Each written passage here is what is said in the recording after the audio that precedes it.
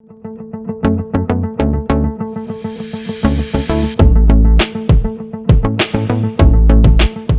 Afternoon everyone. कैसे हैं आप लोग? अब हमें सबसे पहले किताब की जो भाषा है उसे नहीं समझना। अब हम किस मेथड से समझेंगे, किस समझना ज़रूरी है, क्योंकि अगर आपने किसी चीज़ को समझ लिया है तो आप उसे अच्छे तरीके से लिख भी सकते हैं। आप 11वीं में हैं तो ये मैं मौलिकता के आधार पर मानकर चलता हूँ कि आपको लिखना आता है और हिंदी आपको लिखनी आती है। हो सकता है कि कुछ बच्चों को दिक्कत हो, लेकिन बाकी सभी को हिंदी लिखनी आती है अगर आप 11वीं में पहुँच गए। तो अगर आप कॉन्सेप्ट को समझ जाएंगे तो आप बहुत जल्दी लिख पाएंगे। ठीक है, तो without wasting any more time शुरू करते हैं हम अपने आज की क्लास। तो यहाँ पर जो आपकी सेकंड बुक है उसका नाम क्या है? पहले तो मुझे कोई एक बच्चा बताएगा, जिससे बोला जाएगा वही बोलेगा, ऐसे नहीं बोलना आपको। सेकंड बुक जो राजनीतिक विज्ञान की है उसका नाम क्या है? हाँ जी बेटा, सेकंड बुक का नाम क्या है? हाँ जी, राजनीतिक सिद्धांत। कॉपी खोलिए अपनी। जैसा कि बच्चे ने बताया, सेकंड बुक का नाम क्या है? राजनीतिक सिद्धांत। एक थोड़ा सा ओवरव्यू लेंगे ताकि आप चीज़ों को बहुत अच्छे से कम्युनिकेट कर सके, अच्छे से समझ सके। तो राजनीति का मतलब हम सभी को पता है, क्या मतलब होता है? तो शासन करने की एक प्रक्रिया है, उसे ही हम राजनीति कहते हैं। और दूसरा वर्ड जो आता है वो आता है सिद्धांत। तो सिद्धांत क्या होता है, इसे इंग्लिश में क्या कहते हैं, इसका क्या मतलब है और क्यों हम इसे पढ़ रहे हैं? सबसे पहली जरूरी चीज़ हमें क्या पता होनी चाहिए कि हम इसको पढ़ क्यों रहे हैं। तो इंग्लिश में इसे क्या कहते हैं? थ्योरी। और थ्योरी का अर्थ क्या होता है? क्योंकि आपका पहला चैप्टर जो है वो यहीं से आएगा और उसका नाम क्या है? राजनीतिक सिद्धांत एक परिचय। तो सबसे पहले आपको क्या पता होना चाहिए कि राजनीति क्या है और सिद्धांत क्या है। क्या ये दोनों अलग अलग चीज़ें हैं या एक ही चीज़ है? समझ आया? तो सिद्धांत का अर्थ क्या होता है, आप ये समझिएगा कि एक तरह से अगर मैं बात करूं तो सिद्धांत का मतलब क्या है? एक तरीके से ये सार्वभौमिक होता है, यूनिवर्सल होता है। क्या होता है? अब देखिए, इसको मैं आपके लेवल पर समझाने का प्रयास करता हूं कि अगर यहां पर इंडिया में मैं CO2 को मिलाऊंगा तो क्या बनेगा? कार्बन डाइऑक्साइड मिलेगी। ठीक है ना? अमेरिका में मिलाऊंगा तो क्या बनेगी? कार्बन डाइऑक्साइड ही बनेगी ना। और ऑस्ट्रेलिया में मिलाऊंगा तो यहां पर यूनिवर्सल का मतलब समझ आ गया। सभी जगह जो परिणाम है वो एक से आएंगे। क्या आएंगे? परिणाम एक से आएंगे। क्लियर है बेटा? कि जब भी हम किसी भी चीज को कर रहे हैं, बार बार कर रहे हैं और उसका परिणाम एक ही है, तो वो क्या बन जाता है? सिद्धांत बन जाता है। तो यहां पर कार्बन डाइऑक्साइड बनाने का सिद्धांत क्या है? CO2 को मिलाया तो क्या बन गया? कार्बन डाइऑक्साइड बन गया। ऐसे ही अगर मैं 2 + 2 को प्लस करूंगा इंडिया में तो क्या आएगा? 4। और किसी और देश में करूंगा तो भी क्या आएगा? तो परिणाम क्या आ रहा है? सेम आ रहा है। तो इसको हम क्या कहेंगे? 2 + 2 = 4। एक सिद्धांत बन गया। तो ये तो जो मैंने बात करी, ये साइंस की बात करी, मैथमेटिक्स की बात करी। लेकिन राजनीतिक विज्ञान की बात करें तो राजनीतिक विज्ञान की जो प्रयोगशाला है वो क्या है? पूरी दुनिया है। और इसका केंद्र बिंदु क्या होता है? मानव होता है। क्या होता है? मानव। राजनीतिक विज्ञान की जो प्रयोगशाला है उसका केंद्र बिंदु क्या है? मानव है। और मानव का स्वभाव हमेशा से ही बदलता रहता है ना? जैसे आपने देखा कि अभी आपको कुछ और मन कर रहा है, थोड़ी देर बाद ही पलक झपकते ही आपका कुछ और मन करने लग जाएगा, है ना? तो मानव का स्वभाव हमेशा क्या है? बदलता रहता है। और यही क्या है? हमारा केंद्रीय बिंदु होता है राजनीतिक सिद्धांत का। क्लियर है बेटा बात? तो इसी आधार पर हम क्या करते हैं? अपनी कुछ थ्योरीज को देखते हैं। ठीक है ना? अब आपका जो सिलेबस है, अगर मैं इस बुक की बात करूं तो यहाँ पर ना आप 2 पार्ट में देखेंगे। अगर बारीकी से अगर इसका अध्ययन करेंगे तो ये जो पूरी किताब है ये 2 पार्ट में डिवाइडेड है। सेकंड बुक राजनीतिक सिद्धांत की जो आपकी किताब है ये क्या है? 2 पार्ट में डिवाइडेड है। पहला जो पार्ट है वो सारे किसकी बात कर रहा है? राइट्स की बात कर रहा है। किसकी कर रहा है? राइट्स को हम हिंदी में क्या कहते हैं? अधिकार। जैसे देखिए, स्वतंत्रता।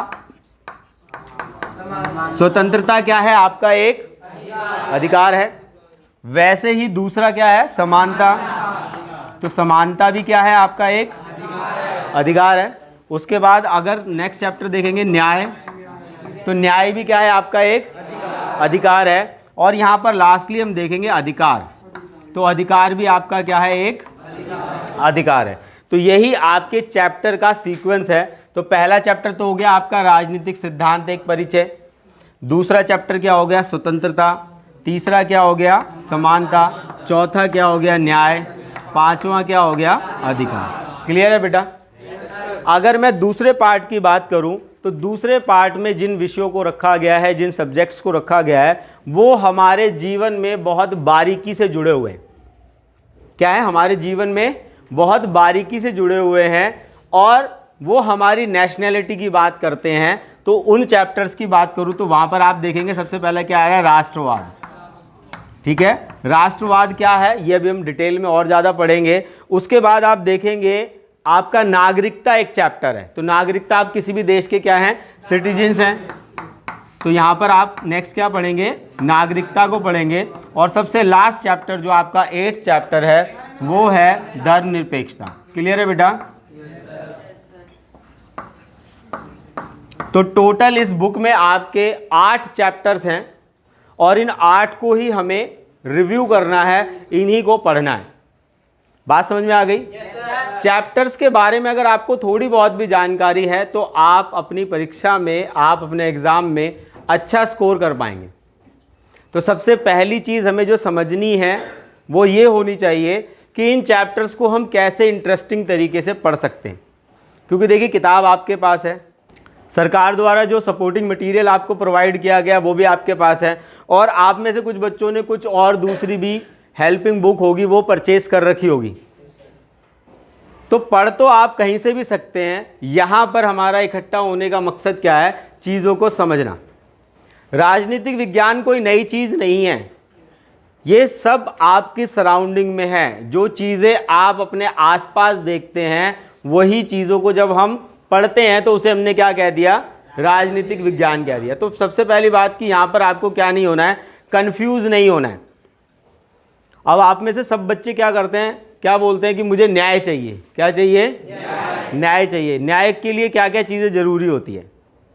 चलिए इसी चैप्टर से शुरुआत करते हैं, न्याय वाले चैप्टर से ही शुरुआत करते हैं रिवीजन का, क्योंकि ये बड़ा इंटरेस्टिंग टॉपिक है और आपको इसमें क्या है, मज़ा भी आने वाला है। क्लियर है बेटा?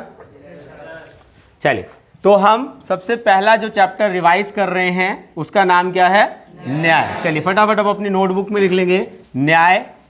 अगर मैं आपके सीक्वेंस की बात करूं तो आपके सीक्वेंस में ये जो चैप्टर है ये है चैप्टर नंबर 11। ये कौन सा अध्याय है? अध्याय 11 है, जिसे आज हम पहले दिन डिस्कस कर रहे हैं। शुरू करें?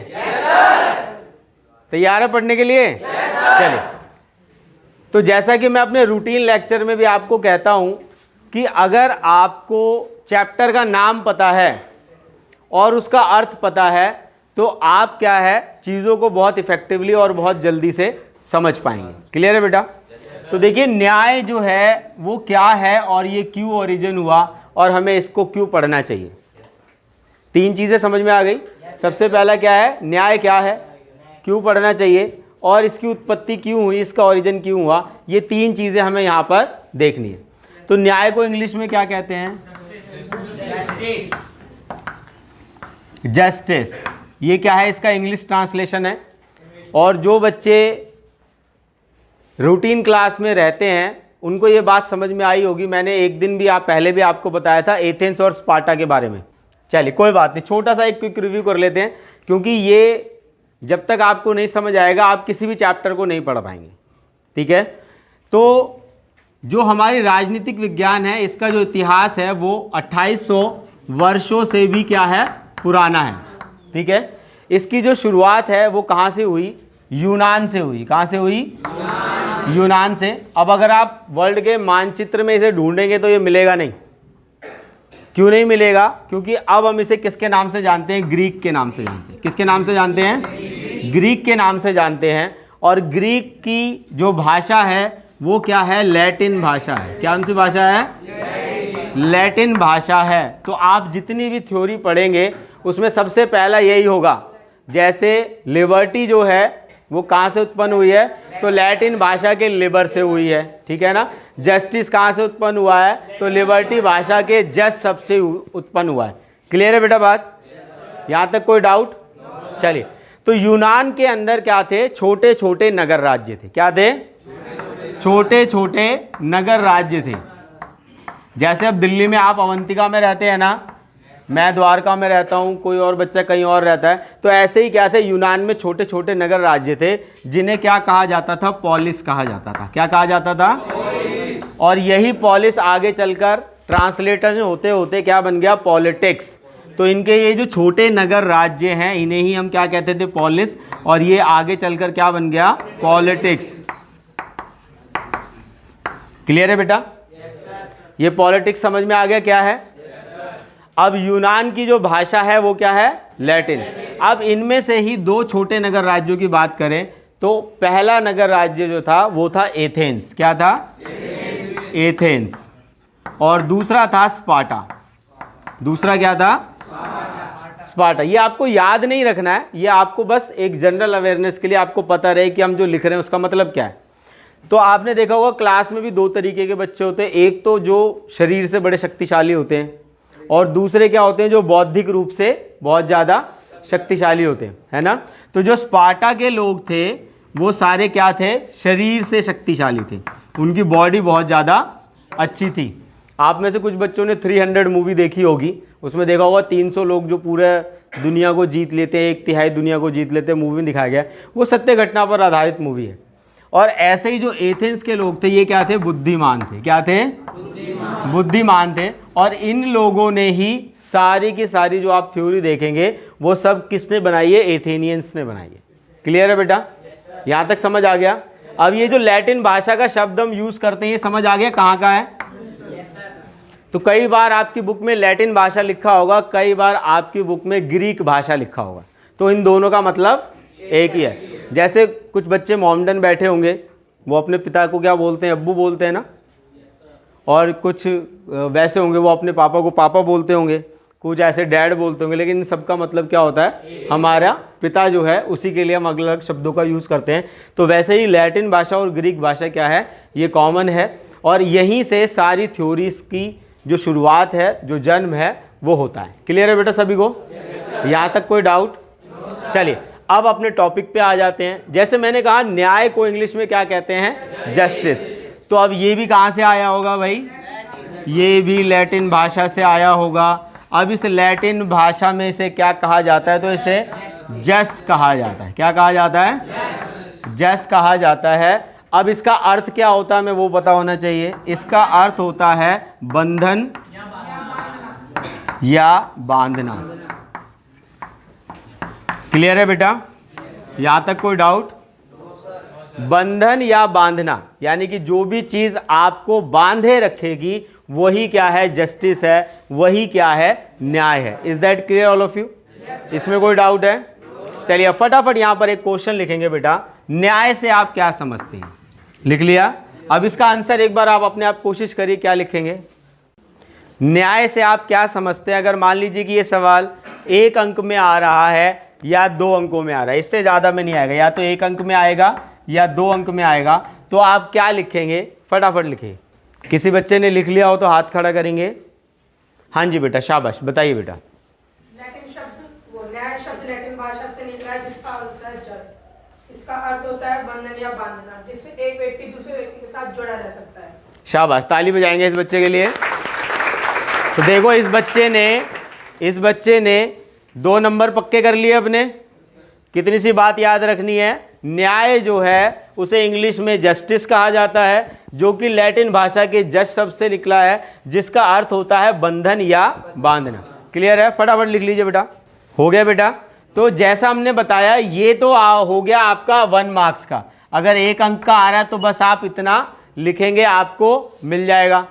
दूसरा क्या है, अगर 2 अंकों का आएगा तो इसमें 1 पॉइंट आपको क्या करना पड़ेगा, और ऐड करना पड़ेगा। क्या करना पड़ेगा? ऐड करना पड़ेगा। और वो पॉइंट क्या है कि बिना किसी भेदभाव के, लिख लेंगे इसे, बिना किसी भेदभाव के सबको, चाहे वो अमीर हो, गरीब हो, अगाड़ा हो, पिछाड़ा हो, सबको उनका हक प्रदान करना ही क्या कहलाता है? न्याय कहलाता है। क्लियर है बेटा सभी को? यानी कि बिना किसी भेदभाव के सबको उनका प्राय यानी कि उनका हक, उनका अधिकार मिलना ही क्या कहलाता है? न्याय कहलाता है। चलिए अब इसे एक एग्जाम्पल से समझते हैं, लिखते रहेंगे और सुनते रहेंगे। मेरे पास यहाँ पर 10 रुपये हैं। कितने हैं? 10 रुपये हैं और सामने 10 लोग हैं। मेरे पास कितने रुपए हैं? 10 रुपये हैं और सामने लोग भी कितने हैं? 10। अगर सबको 1-1 रुपया मिल जाए, ऐसा मैं करूँगा नहीं, लेकिन आप ऐसे मान लीजिए कि अगर सबको 1-1 रुपया मिल जाए तो क्या हो गया? ये न्याय हुआ या अन्याय हुआ? न्याय हो गया ना। तो ये इसका मतलब समझ आ गया कि बिना किसी भेदभाव के, हो सकता है कि उसमें कोई उन 10 में से कोई मेरा एक बेटा हो या मेरा पिता हो या मेरा भाई हो या मेरी बहन हो, कि भाई चल तू 2 रख ले, तो ये क्या हो जाएगा? बाकियों के साथ अन्याय हो जाएगा। क्लियर हो गया बेटा? न्याय क्या है? यानी कि सभी को, समाज में हर तरीके के लोग रहते हैं, कुछ अमीर हैं, कुछ गरीब हैं, कुछ वंचित वर्ग हैं, कुछ दलित वर्ग हैं, कुछ दबे कुचले वर्ग हैं, लेकिन इन सब का ध्यान रखते हुए हमें सबको उनका प्राय यानी कि जिसके लिए वो योग्य हैं, अगर हम उन्हें प्रदान कर देते हैं तो वो ही क्या कहलाता है? आपका न्याय कहलाता है। और इस तरीके के समाज को ही क्या कहते हैं? न्यायपूर्ण समाज। ठीक है, अगला पॉइंट इसमें क्या ऐड कर लेंगे कि अगर समाज में ये सब हो रहा है, इस प्रकार के न्याय को, इस प्रकार के समाज को हम क्या कहते हैं? न्यायपूर्ण समाज। लिख लिया बेटा? न्यायपूर्ण समाज। अब देखिए यहां से अगला क्वेश्चन बनता है कि न्यायपूर्ण समाज किसे कहा जाता है? क्वेश्चन लिखेंगे, न्यायपूर्ण समाज से आपका क्या अभिप्राय है? कौन बताएगा इसका आंसर? न्यायपूर्ण समाज किसे कहा जाता है? हाँ जी बेटा, शाबाश। देखो एक जो बच्चा डर रहा था अभी वो जवाब दे रहा है। शाबाश, बताइए बेटा।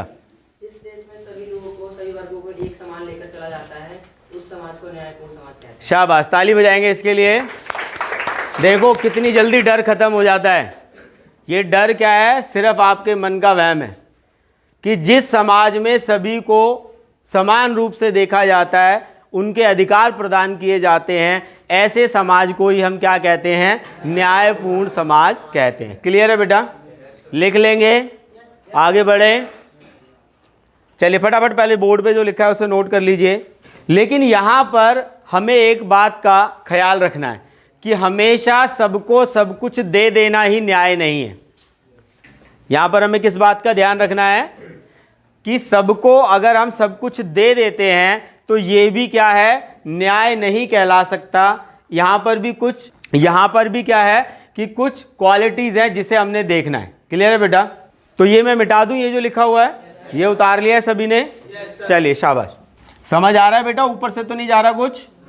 चलिए, अब जैसा मैंने आपको बताया कि जो न्याय है वो हमेशा सबके साथ एक जैसा व्यवहार करना हमेशा न्याय नहीं हो सकता। तो यहां पर हम न्याय के 3 आयामों को पढ़ेंगे जो कि आपके सिलेबस में है। आयाम किसके आयाम है? न्याय के आयाम है। क्लियर है बेटा? न्याय के हमने कितने आयाम देखने हैं? 3 आयाम देखने हैं।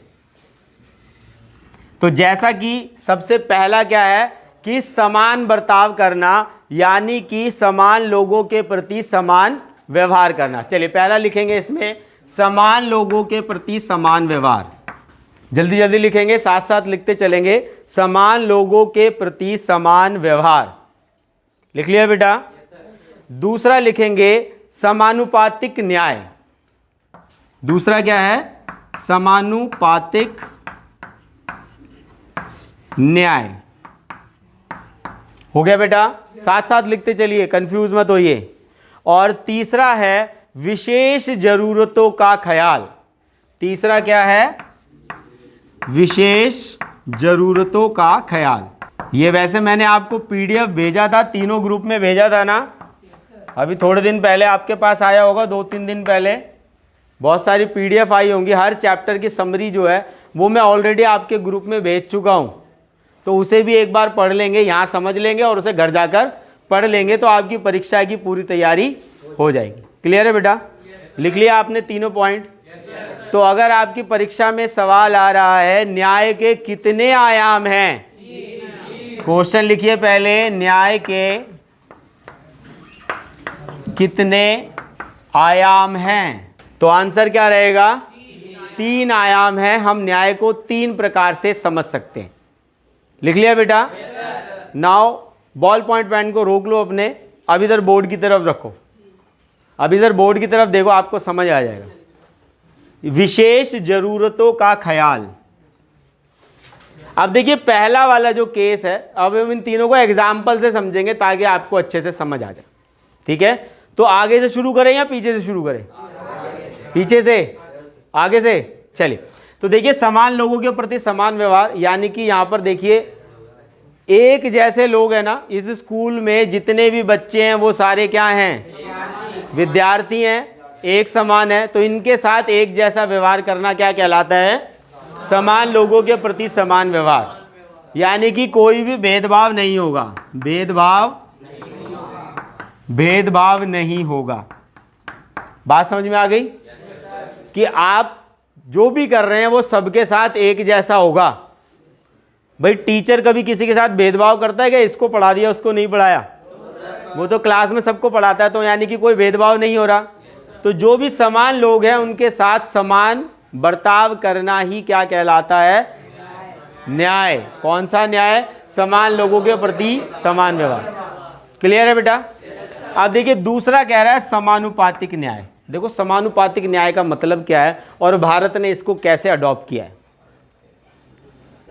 अब मान लेते हैं कि एक डॉक्टर है, ठीक है, एक क्या है? डॉक्टर है। DR लिख दूं, समझ जाएंगे?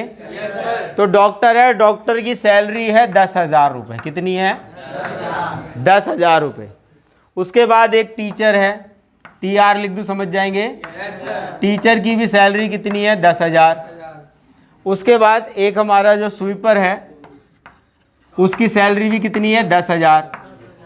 तो अगर हम वैसे देखेंगे, न्याय की दृष्टि से देखेंगे, तो हम इनके साथ समान बर्ताव कर रहे हैं? भाई क्यों नहीं कर रहे? सबको समान आर्थिक रूप से हम प्रदान कर रहे हैं, तो समान ही तो दे रहे हैं ना। तो ये क्या हो गया? समान हो गया कि नहीं हो गया? तो क्या हो रहा है यहाँ? न्याय हो रहा है कि अन्याय हो रहा है? अन्याय क्यों हो रहा है भाई? क्या? एक एक करके बात करिए, अगर आप कुछ कहना चाहते तो हाथ खड़ा करिए। हाँ जी बेटा बताइए। किसी को ज्यादा काम करना पड़ेगा, तो ज़्यादा काम करना पड़ेगा, इससे क्या मतलब है? हम तो सभी को 10,000 रुपये दे रहे हैं, हम तो समानता ला रहे हैं, तो इससे। हाँ जी बेटा शाबाश बताइए। मेहनत के ऊपर भी दिया जाएगा, मेहनत उसकी ज्यादा रहेगी और उसके कम। नहीं, मेहनत से तो हमें मतलब नहीं है, हमें तो सबको 10,000 ही देने। भाई हम तो समानता लाना चाह रहे हैं ना। समानता कैसे आएगी भाई? सबको एक जैसी सैलरी दे दो, क्या आ जाएगी? समानता आ जाएगी। हाँ, उनकी एबिलिटी यानी कि उनकी क्षमता के अनुसार दे रहे हैं, तो अगर क्षमता के अनुसार दे रहे तो समानता कैसे आ पाएगी भाई? तो ये तो क्या हो जाएगी? गड़बड़ हो जाएगी। क्या हो जाएगी? गड़बड़ हो जाएगी ना। बैठ जाइए। तो यहाँ पर हम फिर कैसे लाएं समानता? तो भारत जैसे देश में, जो कि एक लोकतांत्रिक देश रहा है, आज़ादी के बाद से ही हमने अपने लोकतंत्र की स्थापना की है, तो उन्होंने इसकी इस समस्या का एक हल निकाला। तो हमने क्या कहा कि भैया हम ये तो नहीं देंगे, हम सबकी एक समान सैलरी, लेकिन हम अवसर की समानता देंगे। क्या देंगे? अवसर की समानता देंगे, और इसी के बेसिस पर जो है वो न्याय हो पाएगा। अब जैसे मान लीजिए कि अमीर का बच्चा है, वो जा रहा है स्कूल, बड़े स्कूल जा रहा है, और फिर गरीब का बच्चा कहता है हमारा बच्चा इसलिए नहीं पढ़ पाया, इसलिए नौकरी नहीं मिल पाई, क्योंकि भाई वो तो अच्छे स्कूल नहीं जा पाया। तो सरकार ने क्या कहा? कोई बात नहीं, हम आपको अवसर की समानता दे रहे हैं। तो सरकार ने बहुत अच्छे अच्छे स्कूल बनवाए, आपको अच्छे क्वालिफाइड टीचर दिए। तो यहाँ पर जो भी टीचर खड़ा होता है, ऐसा नहीं है कि सुबह उठा और शाम को टीचर बन गया, वो अच्छे अच्छे एग्ज़ाम पास करके उसके बाद आपको पढ़ाने आ रहा है। तो पब्लिक स्कूल से ज़्यादा एजुकेटेड टीचर जो है वो आपके गवर्नमेंट स्कूल में है। देखिए आपको कितने अच्छे डेस्क बैठने को दिए, लाइट की कितनी अच्छी व्यवस्था है, पंखे कितने अच्छे हैं। तो ये सब क्या है? अवसर की समानता है। अब आप इस अवसर का लाभ उठाएं ना उठाएं, इसके लिए जिम्मेदार कौन है?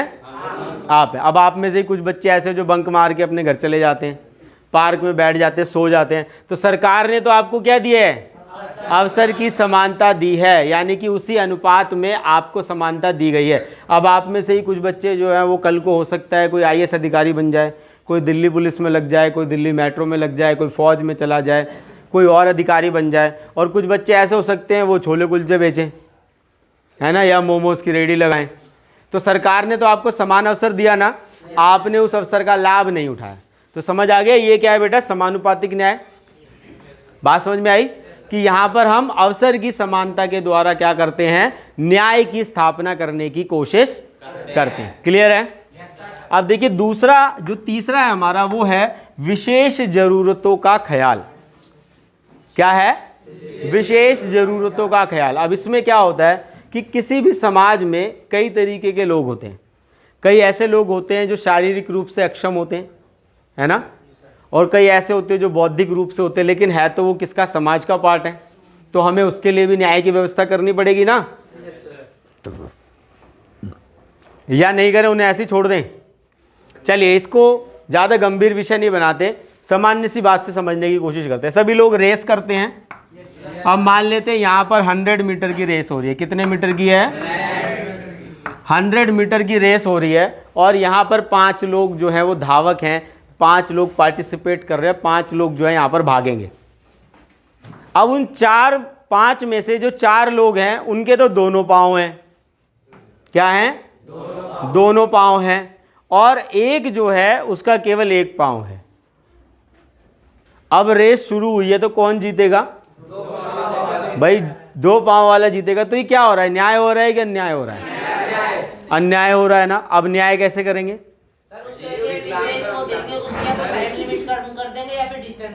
शाबाश। या तो उसकी टाइम लिमिट कम कर देंगे या उसका डिस्टेंस जो है वो कम कर देंगे।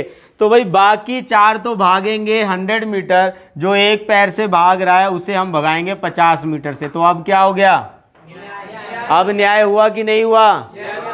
समझ आ रहा है या ऊपर से जा रहा है? आ रहा है। तो देखो ऐसे चर्चा करेंगे ना बहुत जल्दी समझ जाएंगे। तो अगर इसको 50 मीटर से भगा रहे हैं तो ये क्या हो रहा है? न्याय हो रहा है। बात समझ में आई? तो इसी को क्या कहा गया है? विशेष जरूरतों का ख्याल, जिसे हम आरक्षण के नाम से जानते हैं। किसके नाम से जानते हैं? आरक्षण के नाम से जानते हैं। जैसे आपको पता होगा आपकी क्लास में भी कई बच्चे SC ST होंगे, उनको क्या मिलता है? रिजर्वेशन मिलता है। OBC जो हैं उनको 27% आरक्षण जो है वो नौकरी और शैक्षिक संस्थानों में मिलता है। तो ये जो आरक्षण है ये क्या है? विशेष ज़रूरतों का ख्याल जो है इसे ही हमने रखा है। क्लियर है बेटा? अब अगर सवाल आ गया आपके यहाँ पर विशेष ज़रूरतों के ख्याल से आप क्या समझते हैं या आरक्षण से क्या समझते हैं, तो लिख पाएंगे? तो देखो इसमें लिखना क्या है पहले उसको भी एक बार समझ लेते हैं कि किसी भी समाज में कुछ ऐसे तबके होते हैं, कुछ ऐसे लोग होते हैं, कुछ ऐसे वर्ग होते हैं, कुछ ऐसे समूह होते हैं जो वंचित रह जाते हैं, यानी कि वो समाज से थोड़े क्या हो जाते हैं? पिछड़ जाते हैं। उनको मुख्य धारा में लाने के लिए हम इस प्रकार के न्याय की व्यवस्था करते हैं, जिसे हमने क्या कहा है? विशेष जरूरतों का ख्याल। क्लियर है बेटा यहाँ तक? चलिए इसे फटाफट नोट कर लीजिए, फिर आगे बढ़ेंगे। बेटा डायग्राम जो है ना उससे आप चीज़ों को जल्दी समझ पाते हैं। बात समझ में आया? कि आप पूरी किताब पढ़ने के बजाय आप अपनी आंसर बुक में मान लो 6 मार्क्स का क्वेश्चन आया हुआ है, अब आपको नहीं समझ आ रहा है, फटाफट डायग्राम बना दो, यानी कि कॉपी चेक करने वाले को ये पता लग जाए कि इस बच्चे को आता है लेकिन समय के अभाव में ये लिख नहीं पाया। बात समझ में आई? चलिए फटाफट डायग्राम बनाएंगे। आप सभी घर में रहते हैं, ठीक है ना। मान लेते कि कोई XYZ घर है, उसमें 2 बच्चे पैदा हुए। एक बच्चा जो है वो पूर्ण रूप से स्वस्थ है। क्या है? स्वस्थ है। और एक बच्चा जो है उसको लकवा मारा हुआ है या उसको पोलियो है। तो माँ किसका ज़्यादा ध्यान रखेगी? लेकिन माँ के तो दोनों बच्चे हैं, उसको तो किसका रखना चाहिए? दोनों का रखना चाहिए ना। लेकिन वो किसका ध्यान रखेगी? क्योंकि पहला वाला खुद अपने सारे काम कर सकता है, लेकिन जो दूसरा बच्चा है वो अपना काम खुद नहीं कर सकता है। तो वैसे ही भारतीय संविधान या फिर विशेष जरूरतों में क्या रखना है कि समाज में कुछ ऐसे वर्ग हैं जो अपना विकास जो है वो सामान्य तौर पर नहीं कर पाए, तो उनके लिए विशेष ख्याल रखा जाता है। इसे क्या कहा गया है? विशेष ज़रूरतों का ख्याल। क्लियर है बेटा? यहाँ तक कोई डाउट? चलिए, अब इसके बाद हम डिस्कस करेंगे कि न्याय के विभिन्न प्रकार क्या हैं। क्या हैं? न्याय के प्रकार। लिख लीजिए फटाफट, न्याय के प्रकार। हेडर डालिए, न्याय के प्रकार। लिख लिया बेटा? यहाँ पर 4 प्रकार के न्याय की चर्चा जो है वो आपकी पुस्तक करती है। सबसे पहला है विधिक। क्या है? विधिक। दूसरा है राजनीतिक, तीसरा है सामाजिक और चौथा है आर्थिक। पूरा लिख दूं या इससे समझ जाएंगे? सामाजिक और राजनीतिक से समझ जाएंगे। तो देखो, विधिक का मतलब क्या होता है? कानून। क्या होता है? कानून। ये कौन सा न्याय होगा? जो कानून के द्वारा, नियमों के द्वारा बनाया गया। समझ आ गया बेटा? तो ये 4 प्रकार के न्याय जो हैं ये किसी भी समाज में स्थापित होने चाहिए। अगर ये चारों स्थापित है तो उसी समाज को हम क्या कहेंगे? न्यायपूर्ण समाज कहेंगे। समझ आ गई बात? तो विधिक का मतलब क्या है? कानून द्वारा। इसके नीचे लिख लीजिए, कानून द्वारा जब न्याय की स्थापना की जाती है तो उसे ही हम क्या कहते हैं? विधिक न्याय कहते हैं। दूसरा क्या है? राजनीतिक न्याय। तो राजनीति में सहभागिता द्वारा न्याय की स्थापना। अब देखिए इसका मतलब क्या है? जिस भी समाज में, जिस भी राज्य में, जिस भी देश में सभी लोग न्याय में सहभागिता करते हैं, यानी राजनीतिक प्रक्रिया में जुड़ते हैं, तो उसे ही हम क्या कहते हैं? राजनीतिक न्याय। इसमें किसी भी देश के द्वारा जो शर्तें होती हैं उन शर्तों को फुलफिल कर आप क्या कर सकते हैं? राजनीतिक न्याय को प्राप्त कर सकते हैं। जैसे देखिए, अभी आप थोड़े सालों में या 1-1.5 साल में 18 वर्ष के हो जाएंगे। आप में से कुछ हो भी गए होंगे। तो जब आप 18 वर्ष के हो जाते हैं तो भारतीय सरकार आपको एक अधिकार देती है। क्या देती है वो? वोट देने का अधिकार। तो यहाँ पर क्या है? हम राजनीतिक न्याय हमें मिल गया। उसके बाद आप एक निश्चित आयु पार करके क्या बन सकते हैं? प्रतिनिधि भी बन सकते हैं, नेता बन सकते हैं, विधायक बन सकते हैं, एमपी बन सकते हैं, पीएम बन सकते हैं, राष्ट्रपति बन सकते हैं। ऐसा तो नहीं कहा गया है कि सिर्फ गोरे लोग ही प्रधानमंत्री बनेंगे। कहीं ऐसा लिखा हुआ है कि केवल काले लोग ही राष्ट्रपति बनेंगे? सबको राजनीतिक समानता है। इसी को हमने क्या कहा है? राजनीतिक न्याय। अगर किसी भी देश की जनता जो है वो राजनीति में भाग ले पा रही है तो इसे ही हम क्या कहेंगे? राजनीतिक न्याय। क्लियर है बेटा? लिख पाएंगे? उसके बाद है सामाजिक न्याय।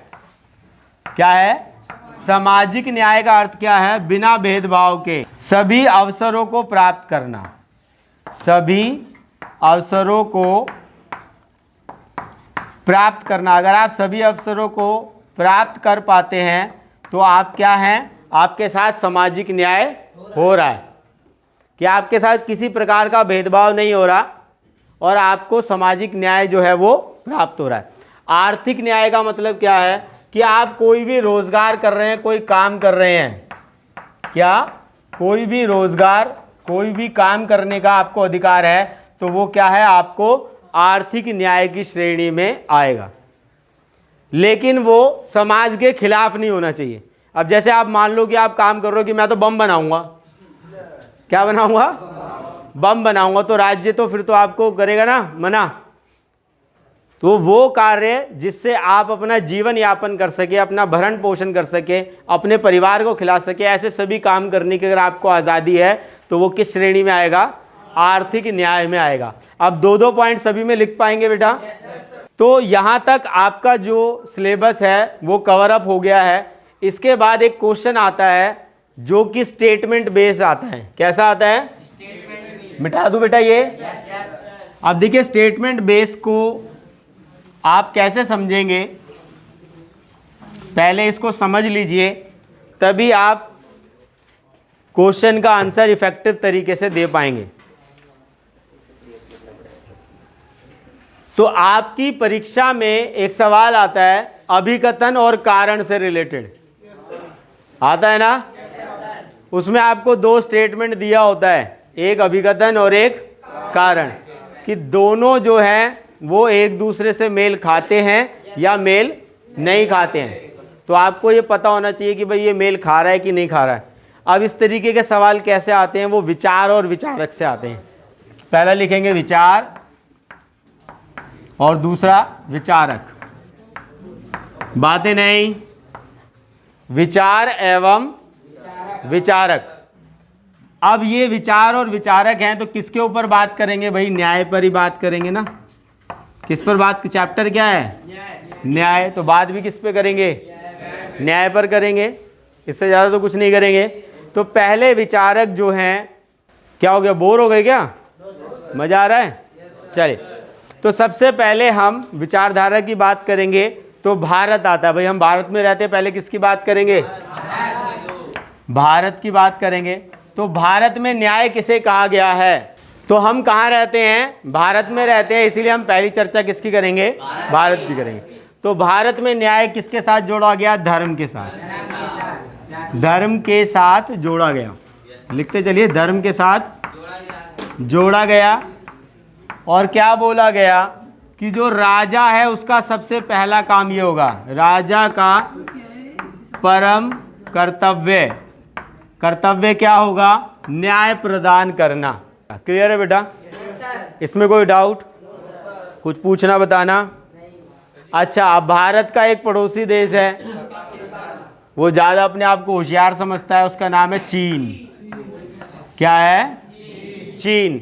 चीन के एक विचारक है, उनका नाम है कन्फ्यूशियस। चीन के विचारक है, उनका नाम क्या है? कन्फ्यूशियस। उन्होंने बड़े अच्छे तरीके से बताने का प्रयास किया। ठीक है, भारत में तो किसके साथ जोड़ दिया गया न्याय को? धर्म के साथ। चीन के एक विचारक है कन्फ्यूशियस, उन्होंने क्या कहा कि गलत करने वाले को, यानी कि जो गंदा काम करेगा, गलत कार्य करने वाले को दंडित किया जाए। करने वाले को क्या दिया जाए? दंड दिया जाए। और अच्छे कार्य करने वाले को पुरस्कार दिया जाए। तो ये क्या होगा? न्याय होगा। क्लियर है? भारत धर्म के साथ जोड़ता है। चीन के एक विचारक है कन्फ्यूशियस, वो क्या कहते हैं? जो गलत काम कर रहा है उसको दंड मिले, और जो अच्छा काम कर रहा है उसे क्या मिले? पुरस्कार मिले। तो ये क्या हो जाएगा? न्याय हो जाएगा।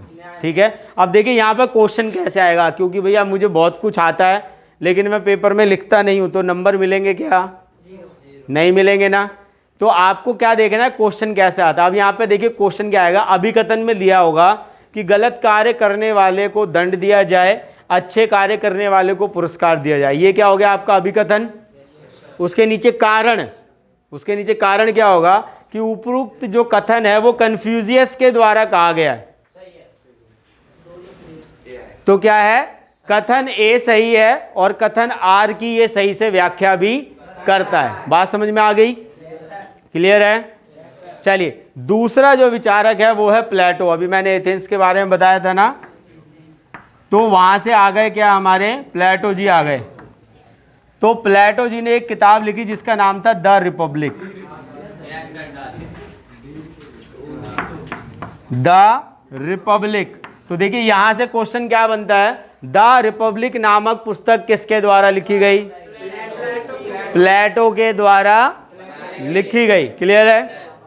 दूसरा क्वेश्चन बनता है कि प्लेटो ने न्याय की बात किस किताब में कही? इसमें इसने किसकी चर्चा करी है? न्याय की चर्चा करी है। बात समझ में आई? एक मार्क्स में क्वेश्चन आ सकता है कि प्लेटो द्वारा लिखित किसी एक पुस्तक का नाम बताओ। क्या है? द। क्लियर है बेटा? यहां तक कोई डाउट? चलिए, अब देखो मैं बड़ा छोटा सा उसमें आपको श्रिंक कर देता हूं, तो आपको बड़ा इंटरेस्ट भी आएगा, मज़ा भी आएगा, है ना। वैसे तो जब आप ग्रेजुएशन में जाओगे तो इसे बहुत अच्छे से पढ़ोगे, थोड़ा सा श्रिंक करके बता देता हूँ। तो आप सबने देखा ना, एक मसाज पार्लर होता है। मसाज पार्लर पता है सभी को? जब आप थक जाते हैं वहाँ जाइए, मसाज कराइए, फ्रेश हो जाइए। इंग्लिश में उसे कहते हैं स्पा। SPA। क्या कहते हैं? स्पा। अब इसी से आप ध्यान रखेंगे सुकरात, प्लेटो, अरस्तु। सुकरात, प्लेटो, अरस्तु। एस स्टैंड्स फॉर सुकरात, ये क्या है? सुकरात। पी स्टैंड्स फॉर प्लेटो और ए स्टैंड्स फॉर अरस्तु। याद रहेगा? बोलोगे तो नहीं? तो देखो, प्लेटो का गुरु था सुकरात और अरस्तु का गुरु था प्लेटो। समझ आ गई बात? अब प्लेटो ने न्याय की बात क्यों करी, हमें यह पता होना चाहिए। अब ऐसा तो नहीं है कि सो रहा था, खाना खा रहा था, बोला कि चलो न्याय की बात करते हैं। कोई ना कोई तो वजह रही होगी। तो प्लेटो का जो गुरु था सुकरात, उसको यूनान की 30 लोगों की सरकार ने मृत्युदंड की सजा दी थी। ठीक है, वो पूरा तानाशाही ग्रुप था, 30 लोगों की सरकार थी। उसने सुकरात को क्या दी? मृत्युदंड की सजा दी और उसको बोला जहर का प्याला पी। एक आदमी जिसे ये पता है कि ये मैं पीऊंगा तो मर जाऊंगा, लेकिन वो इतना विवश है कि उसे पीना पड़ा। अब उसका चेला जो था प्लेटो, उसका जो शिष्य था, वो उसके आंखों के सामने हो रहा है ये सब, तो अब उसके मन में कुछ विचार तो आएगा ना। तो उसने क्या देखा कि ये न्याय नहीं हो रहा है। क्या नहीं हो रहा है? ये न्याय नहीं हो रहा है। तो उसने क्या कहा कि अब मैं न्याय पर बात करूंगा। बात समझ में आई? और इसीलिए उसने क्या लिखी, एक किताब जिसका नाम क्या था? The Republic. और उसमें उसने इन सरकार के बारे में बताया कि ये जो सरकार थी बड़ी करप्ट थी, भ्रष्टाचार से भरी हुई थी, और इसने मेरे गुरु को विष पीने पर मजबूर किया। अब प्लेटो की जो शैली थी ना, वो वाद विवाद वाली थी। शैली मतलब विचारों का। तो वो ऐसे 4 लोगों को बिठाता था, जैसे हम बैठ गए 4। मैंने बोला समोसा क्या है? क्या बोला मैंने? अब बताओ क्या है बेटा समोसा? 4 लोग बात कर रहे हैं ना। समोसा एक पकवान है। इसने क्या बोला? एक समोसा पकवान है। बैठ जाओ, आप बोलो क्या हुआ? समोसा समोसा एक खाने की चीज़ है। हाँ, समोसा एक फास्ट फूड है। हाँ, आप बताओ। अबे उसमें कुछ होता भी है, भरा भी जाता है। हाँ, वो आलू का बना होता है। हाँ, और वहाँ से कोई बता रहा था मैदे का बना होता है, और रिफाइंड में बनता है। अब ऐसे ही आप में से किसी ने बोला कि मैदा शरीर के लिए अच्छा नहीं होता, किसी ने बोला रिफाइंड शरीर के लिए अच्छा नहीं होता, हमें घी खाना चाहिए। तो ये हम क्या कर रहे हैं? संवाद कर रहे हैं, बातचीत कर रहे हैं। इनसे जो भी चीज़ निकलेगी वो क्या होगी? प्योर होगी। ठीक है। तो प्लेटो की जो विधि थी वो यही थी। प्लेटो क्या करता था? लोगों को बिठाता था और वो चर्चा करता था, और जो भी उससे निष्कर्ष निकलता था वो उसको बताता था। तो इसी प्रकार उसने क्या है? न्याय के ऊपर रिसर्च किया। क्लियर है बेटा? यहाँ तक कोई डाउट? कुछ पूछना बताना। चलिए, उसके बाद आते हैं सुकरात के ऊपर। किसके ऊपर? देखिए, हम यहाँ पर कुछ भी अनाप शनाप नहीं बात कर रहे हैं, जो आपके एग्जाम में आएगी वही बात कर रहे हैं। तो अब जिस सुकरात ने भी न्याय के बारे में कुछ कहा, क्योंकि भैया उसने तो विष का प्याला पीना है, तो वो भी तो कुछ कहेगा ना। सुकरात ने क्या कहा कि सभी अन्यायी हो जाएंगे। तो लिखिए, सुकरात ने क्या कहा? सभी अन्यायी मतलब सभी क्या हो जाएंगे? जुल्मी हो जाएंगे। सभी अन्यायी हो जाएंगे तो कोई भी सुरक्षित नहीं रहेगा। अब देखिए, यहां से क्वेश्चन कैसे पूछेगा उसकी बात कर लेते हैं। अभिकथन क्या आएगा कि सभी अन्यायी हो जाएंगे तो कोई भी सुरक्षित नहीं रहेगा, और कारण में लिख दिया कि यह कथन प्लेटो के द्वारा कहा गया। क्या आंसर होगा? हाँ, एक सेकंड, यस लास्ट बोलो बेटा। इसका कथन सही है और व्याख्या गलत है। हाँ, कि भाई इसका अभिकथन तो ठीक है, लेकिन जो इसका कारण है वो इसकी सही व्याख्या नहीं करता। यानी कि डी जो है वो आपका यहाँ पर राइट ऑप्शन होगा। क्लियर है बेटा? ये वाले सारे पॉइंट क्लियर है? आगे बढ़े तो आपकी आज्ञा से क्या मैं इसे मिटा दूं? सर एक सेकंड, सर ये लास्ट वाला जो आपने बताया ना, सुकरात में समझ में नहीं आया। चलिए बैठ जाइए बेटा। सुकरात का चेला कौन था पहले ये बताओ? प्लेटो था ना। तो सुकरात ने बड़ी अच्छी सी बात कही। मैंने क्या बोला कि सुकरात बड़ा लिबरल था। उसने कहा कि अगर इस समाज में सभी लोग क्या हो जाएंगे? अन्यायी हो जाएंगे, तो हम सुरक्षित नहीं रहेंगे। ठीक है, ये बिल्कुल आपकी तरह है। जैसे आप क्लास में झगड़ा करते हो ना, क्या करते हो क्लास में? झगड़ा करते हो, फिर क्या बोलते हो? तू बाहर मिल, तुझे बाहर बताऊंगा।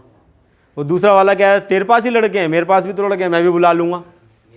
लेकिन अगर आप सब लड़ने ही लग जाएंगे तो क्या न्याय हो पाएगा? तो सुकरात यही कह रहा है कि अगर सभी अन्यायी हो जाएंगे, सभी आंख के बदले आंख, खून के बदले खून, सर के बदले सर करेंगे, तो इस समाज में कोई भी सुरक्षित नहीं रहेगा। समझ आ गया? आगे बढ़े, चलिए। तो यहाँ पर हमारा जो न्याय का चैप्टर है वो यहाँ पर डिस्क्लोज हो जाता है। तो यहाँ पर एक और विचारक हैं जिन्हें हम इमैनुअल कांट के नाम से जानते हैं। वो जो है वो आपके एग्जाम में नहीं पूछा जाता है क्योंकि एक बड़ा टॉपिक है, तो इसे हम यहाँ पर स्किप कर देंगे। अगर इमैनुअल कांट पर क्वेश्चन आएगा तो वो सिर्फ इतना आएगा कि गरिमा क्या है? क्या है गरिमा? क्या है? तो गरिमा एक ऐसी चीज़ है जो जिसका कुछ बदल के नहीं ले सकते। जैसे मैंने आपसे एक पेन लिया और उसे तोड़ दिया, तो उसके बदले में मैं क्या दे सकता हूँ आपको? एक पेन दे दिया, हिसाब किताब बराबर। या मैंने इसको 10 रुपये दे दिए, ले भाई नया पेन ले ले, अपनी मर्जी से जो तेरी इच्छा करे। लेकिन अगर मैंने इसको कुछ अपशब्द कह दिए, मैंने इसको कुछ गलत बात कह दी जो इसने मन से लगा दी, तो मैं कितने भी पैसे दे के उसके मन से वो बात निकाल सकता हूँ? इसी को इमैनुअल कांट, जो कि एक जर्मन दार्शनिक है, उन्होंने गरिमा कहा। तो उन्होंने न्याय को किसके साथ जोड़ा? गरिमा के साथ जोड़ा कि हमें न्याय गरिमापूर्ण देना चाहिए। हर व्यक्ति को उसका प्राय जो उसके लिए सही है वो उसे प्रदान करना चाहिए। वही क्या है? न्याय है। क्लियर है बेटा? तो यहाँ पर आपका जो न्याय का चैप्टर है वो यहाँ पर समाप्त हो जाता है। आज की क्लास में बस इतना ही। मिलते हैं आपसे नेक्स्ट क्लास में। तब तक के लिए जय भीम, जय भारत।